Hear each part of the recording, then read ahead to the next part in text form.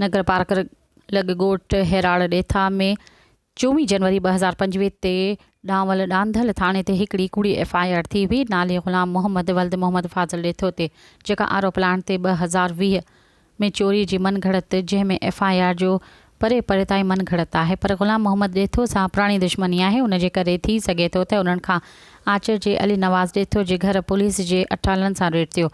उन ई कुझु न मिलियो, सिर्फ़ु उन्हनि जो माल ऐं अनाज ऐं माण्हू खणाए। इन ई पुलिस सां को ईमानदारी पुलिस वारो क़ुर जो कसम खणी चवे थो त रेड वारे वक़्तु 16 प्लेटूं निकितियूं या न, पर हुन FIR में 40 प्लेटूं लिखियल आहिनि, पर निकिरे कुझु बि न सघियो।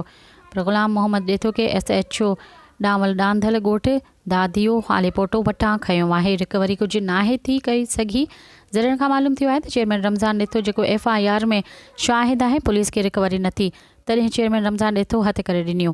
28 जनवरी 2025 जो राति जी पुलिस मोबाइल में खणी ॾांवल ॾांधल थाणे ते रखी छॾियूं आहिनि।